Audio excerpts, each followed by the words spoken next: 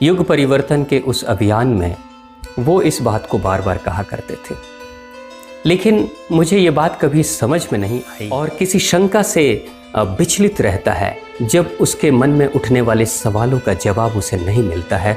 तो वैसे स्थिति में जब कोई बार बार गुहार करता है, बार बार पुकारता है माँ को, तो माँ एक दिन जवाब जरूर देती है। माँ आदि शक्ति, माँ भगवती ने भी ऐसे ही समझाया। और माँ क्या कहती है?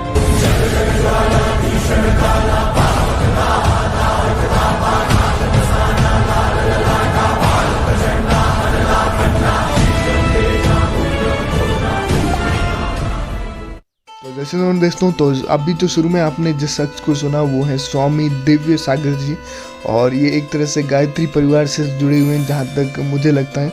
और ये बिलीव करते हैं कि अभी का जो समय है युग परिवर्तन का समय है। और इन्होंने बताया कि जब इनको पता चला कि युग परिवर्तन का समय है, तब इनको कुछ क्लियर नहीं हो रहा था कि किस प्रकार से ये चीज़ें आगे होंगी, किस प्रकार से युग परिवर्तन होगा।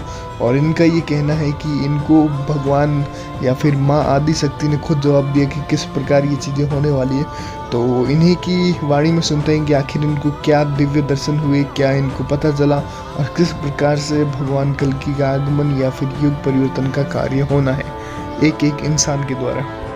शांति कुंज के संस्थापक ब्रह्म ऋषि आचार्य श्री राम शर्मा जी, गुरुवर के मुख से और गुरुवर के पुस्तकों में मैं अक्सर एक वाक्य को पढ़ा और सुना करता था कि हम बदलेंगे जग बदलेगा।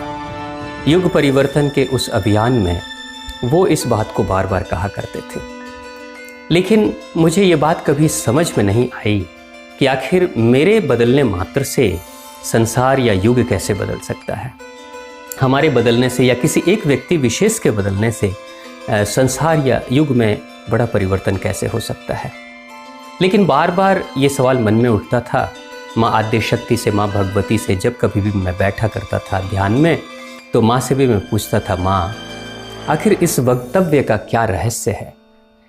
माँ आद्य भगवती की सबसे अच्छी बात यह है कि जब कभी भी कोई भक्त किसी भी दुविधा से परेशान होता है और किसी शंका से विचलित रहता है, जब उसके मन में उठने वाले सवालों का जवाब उसे नहीं मिलता है, तो वैसे स्थिति में जब कोई बार बार गुहार करता है, बार बार पुकारता है माँ को, तो माँ एक दिन जवाब जरूर देती हैं। वैसे ही मैंने जब इस वाक्य के अर्थ को समझने के लिए बार बार मैंने माँ से कहा, तो माँ तो बड़ी करुणामयी है, ममतामयी है। माँ बहुत प्रेम से एक दिन मुझे समझाती हैं और जो संदेश उन्होंने दिया था वो अद्भुत था। और माँ की सबसे अच्छी और ख़ास बात यह है कि माँ कभी भी अपने स्तर पर रहकर अपनी बात को नहीं कहती हैं।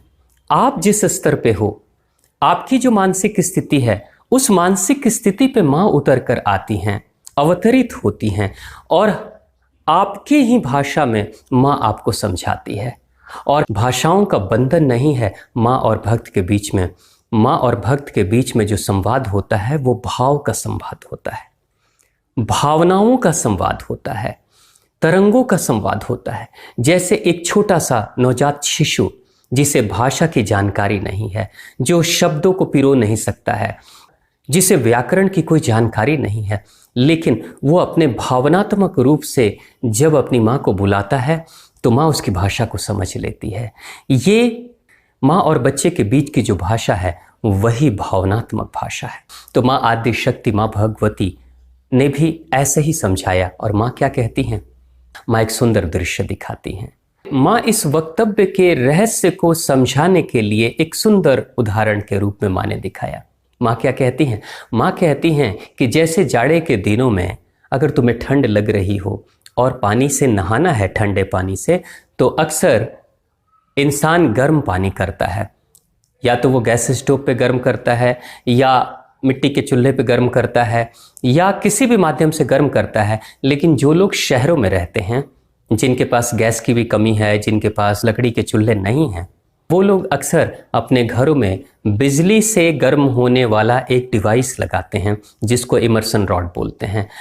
शहरों में अक्सर भरी हुई बाल्टी में लोग इमर्शन रॉड डालते हैं, बिजली का कनेक्शन ऑन कर देते हैं और जैसे जैसे इमर्शन रॉड गर्म होता है वैसे वैसे धीरे धीरे पूरे के पूरे बाल्टी का पानी गर्म हो जाता है और फिर गर्म पानी से वो स्नान कर लेते हैं। ऐसा हम सभी करते हैं।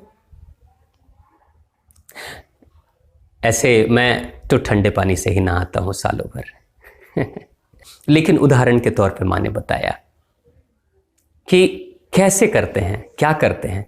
माँ दिखाती है, माँ समझाती हैं कि जब इमर्शन रॉड को पानी में डाला जाता है, इमर्शन रॉड ठंडा रहता है, सामान्य तापमान पे रहता है, लेकिन जैसे जैसे इमर्शन रॉड के तापमान में वृद्धि होती है वैसे वैसे इमर्शन रॉड के अंदर के अणु और परमाणु गर्म होने लगते हैं और उसके अंदर के अणु और परमाणु जब गर्म होते हैं तो बाहर का जो सरफेस है, बाहर का जो तल है इमर्शन रॉड का, उसमें भी गर्मी पैदा होने लगती है।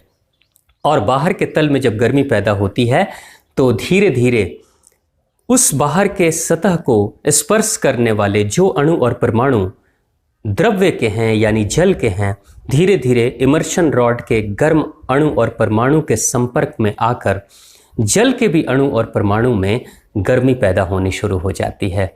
तो सबसे पहले इमर्शन रॉड के पास के जल में गर्मी पैदा होती है, फिर वो गर्म अणु और परमाणु अपने दूसरे अणु और परमाणु को जो सामान्य तापमान में है धीरे धीरे अपनी गर्मी उनको भी देने लगते हैं और आहिस्ते आहिस्ते पहले तो इमर्शन रॉड खुद गर्म होता है, फिर बाद में उसके आसपास में जो जल द्रव्य है उसे वो गर्म करता है, फिर धीरे धीरे जल के अणु और परमाणु आहिस्ते आहिस्ते अपने करीब वाले को गर्म करते हैं, फिर दूसरे अपने और नज़दीक वाले को करते हैं। आहिस्ते आहिस्ते स्थिति होती है कि पूरे बाल्टी के अंदर के जितने भी पानी के अणु और परमाणु हैं सभी के सभी गर्म हो जाते हैं।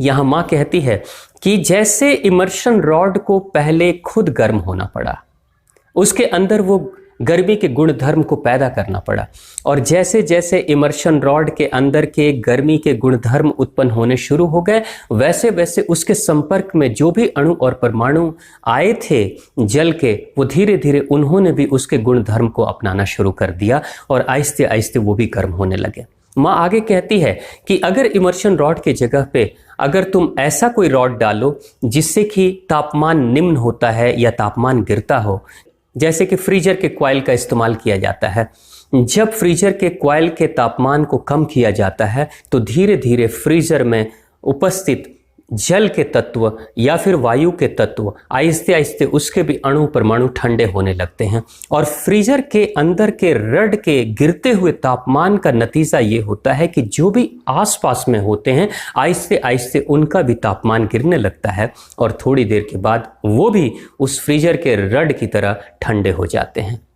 माँ कहती है कि ये जो परिवर्तन हुआ, ये परिवर्तन कैसा हुआ, ये परिवर्तन किसका हुआ। माँ कहती है अगर तुम संसार में परिवर्तन लाना चाहते हो तो सबसे पहले तुम्हें अपने अंदर परिवर्तन लाना पड़ेगा।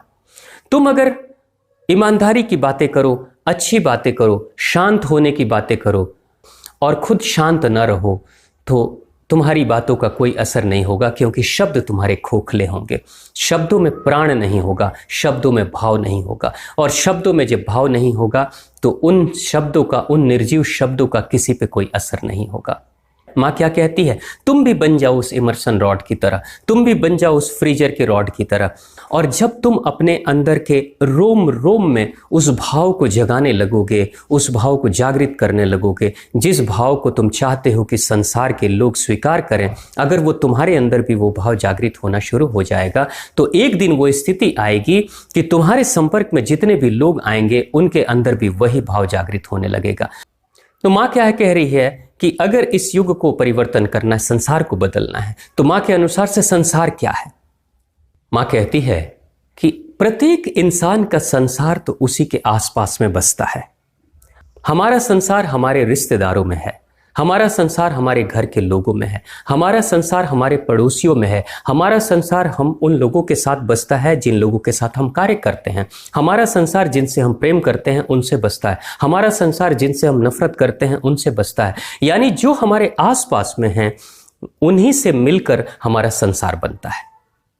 माँ कहती हैं कि जब तुम अपने अंदर परिवर्तन लाओगे, तुम्हारे अंदर जब वो भाव गहरे तलों में जब जागृत होने लगेंगे और जब तुम्हारा ऑरा यानी तुम्हारे अंदर के व्यक्तित्व से वो वाइब्रेशंस जब निकलनी शुरू हो जाएंगे और वही गुणधर्म वाले वाइब्रेशन जब निकलेंगे तो सिर्फ तुम्हारे अणु और परमाणु, तुम्हारे रोम रोम, तुम्हारे सेल्स और तुम्हारे ऑरा में परिवर्तन नहीं होगा, तुम्हारे ऑरा के संपर्क में जो कोई भी आएंगे उनके अणु और परमाणु में भी धीरे धीरे वही भाव जागृत होने शुरू हो जाएंगे। और तुम जिन संसार में हो, तुम जिन लोगों के आसपास में हो, जब उनके अंदर परिवर्तन आना शुरू हो जाएगा तो धीरे धीरे तुम्हारे संसार में परिवर्तन आएगा। और जब तुम्हारे कारण से किसी एक इंसान के अंदर परिवर्तन आएगा तो उस इंसान के अंदर वो भाव जागृत हो जाते हैं। और जैसे तुम अगर शांत हो और तुम्हारे अंदर की शांति अगर किसी दूसरे तक पहुंच जाती है, वो शांत होता है, तो उसके संपर्क में भी जो आएंगे उनके अंदर भी शांति व्याप्त होनी शुरू हो जाएगी। यानी बारी बारी करके प्रत्येक इंसान के अंदर गुण और धर्म ट्रांसफर होगा और धीरे धीरे करके हर व्यक्ति अपने एक संसार में रहता है। तो पहले तो हम अपने संसार के आसपास के लोगों में परिवर्तन ला पाएंगे, फिर बाद में जिनके अंदर परिवर्तन होता है उनके संसार में फिर धीरे धीरे परिवर्तन आना शुरू हो जाता है। ऐसे अगर परिवर्तन आना शुरू हो जाएगा तो धीरे धीरे पूरे विश्व के सभी लोग कहीं ना कहीं किसी न किसी व्यक्ति से जुड़े ही हैं। तो काफ़ी सही चीज़ बताई है इन्होंने। जैसे जैसे लोग बदलेंगे, जैसे जैसे लोगों में जागृति आएगी, वैसे वैसे ही परिवर्तन का कार्य आगे बढ़ेगा। जैसे कि पहले भी हमने कई सारे वीडियोस में डिस्कस किए हैं कि लोगों के वाइब्रेशन जैसे जैसे पॉजिटिव साइड में आएंगे, जैसे जैसे लोग जागरूक होंगे उनके वाइब्रेशन हाई में जाएंगे। और उसी प्रकार एक बोलते हैं ना, सबका मिल के परिवर्तन कार्य होगा। हालांकि ऑल ओवर तो एक टाइम है ही, उस टाइम के दौरान ही लोगों को जागना है और वो जाग भी रहे हैं। आप लोग देख पा रहे हैं इस समय में काफ़ी ज़्यादा लोग अब जागृत हो रहे हैं। तो बाकी कैसा लगा आपको वीडियो? पूरा वीडियो अगर आप लोग देखना चाहते हैं तो डिस्क्रिप्शन में मिल जाएगा इनके चैनल का लिंक भी, और इस वीडियो का क्रेडिट भी इनको जाता है। तो मिलते हैं नेक्स्ट वीडियो में। हरे कृष्णा दोस्तों।